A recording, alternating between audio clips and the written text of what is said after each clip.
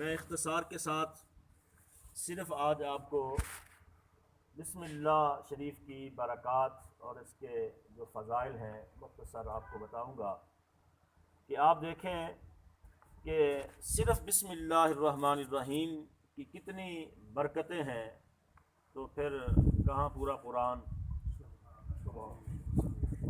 سب سے پہلی بات تو یہ ہے کہ قرآن پاک کا یہ اعجاز ہے کہ اس وقت جتنی بھی کتابیں دنیا میں موجود ہیں، آپ ایک دفعہ پڑھ لیں، 2 دفعہ پڑھ لیں، حد آپ 3 دفعہ پڑھ لیں گے تو پھر آپ کو دوبارہ اس کتاب کو پڑھنے کو دل نہیں کرے گا۔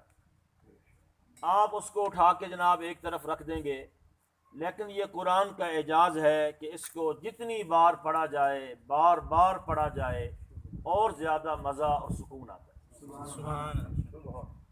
اور پھر آپ غور فرمائیں بھی دنیا میں کوئی ایسی کتاب ہے کہ جس کو آپ پڑھیں اور ہر حرف کے بدلے 10 نیکیاں ملیں؟ ہے کوئی دنیا میں اور ایسی کتاب؟ کوئی نہیں۔ تو یہ دیکھیں آپ قرآن پاک کی کتنی برکتیں ہیں کہ ہر حرف کے بدلے 10 نیکیاں۔ اور پھر آپ غور فرمائیں کہ جتنی کتابیں بھی نازل ہوئیں، تورات، زبور، انجیل، اس وقت پوری دنیا میں ان کا اصل نسخہ نہیں ہے، لیکن یہ بھی قرآن پاک کا ایک معجزہ ہے کہ صدیاں گزر چکی ہیں، آج قرآن پاک اسی صورت میں ہمارے پاس موجود ہے۔ یہود و نصارہ نے بڑی کوشش کی، انگریز نے قرآن کو مٹانے کے لیے بڑی کوشش کی، قرآن پاک کے نسخوں کو جلایا، دریاؤں سمندروں میں پھینکا کہ یہ قرآن ختم ہو جائے، لیکن ان کو کون سمجھائے کہ یہ وہ کتاب ہے جس کی حفاظت کا ذمہ اللہ نے لیا ہے۔ تو جس کی حفاظت کا ذمہ خود خدا لے، پھر اسے کون مٹا سکتا ہے؟ اس لیے قرآن پاک شروع سے لے کے اب تک محفوظ ہے، باقی ہے، اور انشاءاللہ قیامت تک باقی رہے گا۔ دیکھیے بسم اللہ شریف جو ہے وہ خوش نصیب والدین جو اپنے بچے کو قرآن پڑھنے کے لیے استاد کے پاس بٹھاتے ہیں، وہ 4 سال کا بچہ، وہ 5 سال کا بچہ جب استاد کے پاس جا کے بیٹھتا ہے اور استاد بچے کو پڑھاتا ہے کہ بیٹا پڑھ بسم اللہ الرحمن الرحیم، حدیث میں آتا ہے اللہ کریم اس استاد کو، اس بچے کو اور اس کے والدین کو جہنم سے آزاد فرما دے۔ آپ غور فرمائیں کہ ابھی اس نے صرف بسم اللہ پڑھی ہے، تو اللہ کریم کی اتنی رحمتیں اور برکتیں، اور وہ جہنم سے آزاد ہو گئے۔ تو جس بچے کے سینے میں پورا قرآن ہو، کسی نے دیکھا کوئی کاغذ کا ٹکڑا زمین پہ پڑا ہے جس پہ بسم اللہ الرحمن الرحیم لکھی ہے، اس نے اس کاغذ کو اٹھایا، صاف کیا، کسی محفوظ مقام پہ رکھ دیا، حدیث میں آتا ہے اللہ کریم اس کا نام صدیقوں میں لکھ دیتا ہے۔ کتنا مشہور واقعہ ہے، آپ پڑھتے رہتے ہیں۔ حضرت بشر حافی رضی اللہ تعالیٰ عنہ، بغداد شریف میں ان کا مزار، میری حاضری ہوئی آپ کے مزار پہ، تو شرابی تھے، شراب خانہ تھا، ہر وقت شراب کے نشے میں مست رہتے تھے۔ بس وہ بسم اللہ شریف والا کاغذ کا ٹکڑا جو اٹھایا اور صاف کر کے اس کو اونچی جگہ پہ رکھ دیا، بس سوئے ہوئے تھے کہ غیب سے آواز آئی کہ تو نے ہمارے نام کو اونچا کیا ہے، ہم نے تیرے نام کو اونچا کر دیا۔ ہاں جی، تو اکابر اولیاء کرام میں پھر آپ کا شمار ہوا۔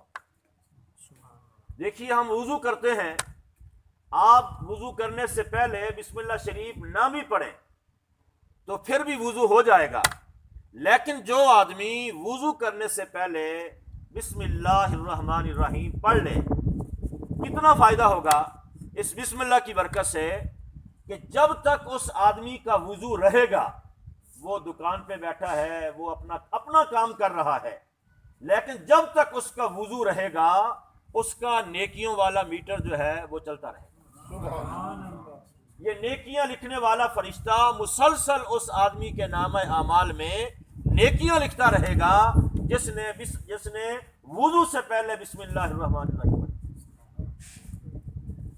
تمہارے اور میرے آقا کریم جب معراج والی رات آپ جنت میں تشریف لے گئے، اور کرنا صرف بسم اللہ کی برکت بتا رہا ہوں، تو سرکار نے جنت میں 4 نہریں دیکھی، پانی کی نہر، دودھ کی نہر، شہد کی نہر اور شراب طہور کی نہر۔ یہ 4 نہریں جنت میں جاری۔ آپ نے جبریل سے پوچھا، جبریل یہ نہریں کہاں سے نکل رہی ہیں؟ جبریل علیہ السلام نے لا علمی کا اظہار کیا۔ سرکار نے دیکھا ایک درخت ہے، اس کے نیچے ایک عمارت ہے، اس کا دروازہ بند ہے، اس پہ تالا لگا ہے۔ آپ نے فرمایا اس تالے کی چابی کہاں ہے؟ تو جواب ملا اس کی چابی آپ کے پاس ہے۔ وہ کیا ہے؟ بسم اللہ الرحمن الرحیم۔ سرکار نے بسم اللہ پڑھی، تالا کھل گیا۔ آپ اندر داخل ہوئے، تمہارے اور میرے آقا نے کیا دیکھا؟ اس عمارت کے اندر 4 ستون ہیں اور ہر ستون کے نیچے سے ایک نہر جاری ہے۔ ہر ستون کے نیچے سے ایک نہر جاری ہے اور ہر ستون پہ لکھا ہے بسم اللہ الرحمن الرحیم۔ مجھے وہاں سے کہیے سبحان اللہ۔ ہر ستون پہ کیا لکھا ہے؟ بسم اللہ الرحمن الرحیم۔ اور وہ نہریں جو ہیں، وہ دودھ کی نہر، وہ جناب شہد کی نہر، وہ شراب طہورہ کی نہر، وہ پانی کی نہر جو ہے، وہ ہر ستون کے نیچے سے جاری ہے اور ہر ستون پہ بسم اللہ الرحمن الرحیم۔ حضرت موسیٰ علیہ السلام، امام فخر الدین رازی نے تفسیر کبیر میں لکھا، موسیٰ علیہ السلام نے فرعون کا بڑا مقابلہ کیا، بڑی ٹکر لی فرعون سے۔ اس نے بڑے بڑے جادوگر اکٹھے کر لیے تھے کہ آ جاؤ موسیٰ کا مقابلہ کرنا ہے، معاذ اللہ۔ جادوگر آ گئے، کسی نے کہا میرا 50 سال کا تجربہ، کسی نے کہا میرا 80 سال کا تجربہ، کسی نے کہا میں یہ کر دوں گا، میں وہ کر دوں گا۔ موسیٰ علیہ السلام تشریف لائے، جادوگر اکٹھے ہیں۔ اب غور کرنا، ایک طرف فرعون ہے، اس کی فوج ہے، اس کا لشکر ہے، اس کی حکومت ہے، دولت کے انبار ہیں، جادوگر ہیں۔ ادھر ایک طرف صرف موسیٰ علیہ السلام، اللہ کے نبی ہیں۔ موسیٰ علیہ السلام آئے، ان جادوگروں نے کہا جی آپ پہل کریں گے یا ہم کوئی پہل کریں؟ آپ نے فرمایا تم کرو۔ قرآن کہتا ہے جادوگروں نے چھوٹی چھوٹی رسیاں کاٹ کے میدان میں پھینکی، وہ ساری رسیاں سانپ بن گئیں۔ موسیٰ علیہ السلام نے اپنا سوٹا، وہ عصا جو تھا وہ میدان میں پھینکا، وہ بہت بڑا اژدہا بن گیا اور ان سارے سانپوں کو کھا گیا۔ سارے کے سارے جادوگر سجدے میں گر گئے۔ انہوں نے کہا کہ ہم حضرت موسیٰ کے رب پہ ایمان لائے۔ جب آپ نے بڑا مقابلہ کیا فرعون کا، جب فرعون ساری حدیں کراس کر گیا، موسیٰ علیہ السلام نے کہا یا اللہ اس پہ عذاب نازل کر۔ اب یہ ساری حدیں کراس کر گیا۔ اب جو بات قابل توجہ ہے، جو میرا موضوع ہے، اللہ کریم نے فرمایا اے کلیم جا دیکھ کے آ فرعون کے محل کے مین گیٹ پہ کیا لکھا ہے۔ فرعون کے محل کے مین دروازے پہ کیا لکھا ہوا ہے؟ امام فخر الدین رازی تفسیر کبیر میں لکھتے ہیں، بسم اللہ کی تشریح میں فرماتے ہیں جب موسیٰ علیہ السلام گئے، آپ نے جا کے دیکھا تو فرعون کے محل کے مین گیٹ پہ لکھا تھا بسم اللہ الرحمن الرحیم۔ موسیٰ علیہ السلام دیکھ کے آئے، یا اللہ بسم اللہ الرحمن الرحیم لکھی ہے۔ اللہ کریم نے فرمایا میں نے کئی بار چاہا کہ اس بدبخت پہ عذاب نازل کروں، لیکن جب بھی عذاب نازل کرنا چاہا تو سامنے اپنے نام رحمان اور رحیم پہ نظر پڑی۔ فرمایا اے میرے کلیم میرا تجھ سے وعدہ ہے میں ضرور اس پہ عذاب نازل کروں گا، لیکن جب تک اس محل میں ہے کہ جس پہ رحمان اور رحیم لکھا ہے میں عذاب نازل نہیں کروں گا۔ آپ دیکھیں کہ فرعون محل میں رہا، عذاب نازل نہیں ہوا، وہ اپنے محل سے نکلا ہے تو موسیٰ علیہ السلام کا پیچھا کیا تو پھر اللہ نے اس پہ عذاب نازل کیا، اور آج بھی اس کی لاش جو ہے وہ مصر کے عجائب گھر میں پڑی ہے۔ اللہ نے فرمایا میں عبرت کا نشان بنا دوں گا، قیامت تک دنیا دیکھے گی کہ خدائی کا دعویٰ کرنے والا کس حالت میں پڑا ہے۔ آپ غور فرمائیں، بسم اللہ شریف جو ہے نا، بسم اللہ شریف یہ اللہ نے صرف 3 نبیوں کو عطا کی ہے، 3 نبیوں کو، صرف 3 نبیوں کو۔ پہلے نبی حضرت آدم علیہ السلام، حضرت آدم علیہ السلام جب جنت سے زمین پہ آئے نا تو اس وقت اللہ نے آپ کو بسم اللہ شریف عطا کی۔ پوری بسم اللہ شریف کی برکت سے پوری زمین آپ کے تابع ہو گئی۔ جب حضرت موسیٰ علیہ السلام کا وصال ہوا تو بسم اللہ شریف اللہ کے خزانے میں واپس کر دی گئی۔ پھر حضرت سلیمان علیہ السلام تشریف لائے۔ غور کرنا، اللہ کریم نے فرمایا جبریل خلافت کی انگوٹھی، جس کی انگوٹھی خلافت کی انگوٹھی جنت سے لے جا اور سلیمان علیہ السلام کے پاس لے جا اور جا کے ان کو دے دے کہ وہ پہن لیں۔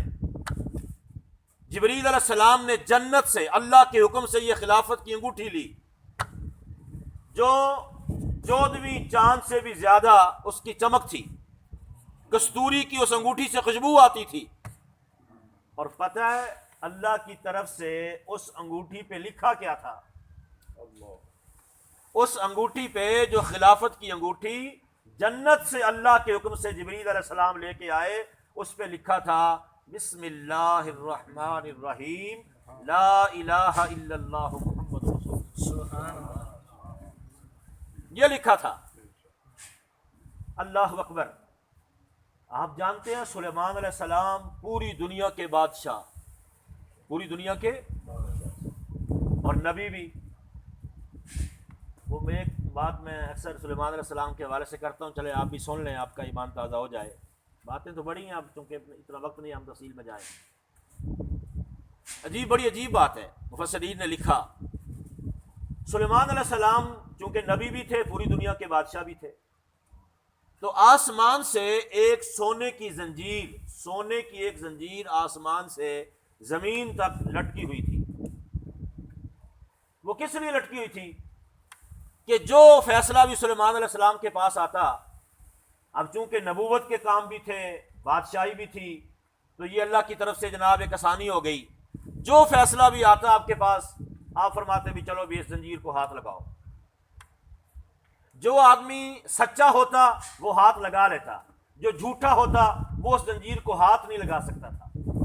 تو جناب 1 منٹ میں فیصلہ ہو جاتا، بھی وہ سچا ہے وہ جھوٹا ہے۔ کام چلتا رہا۔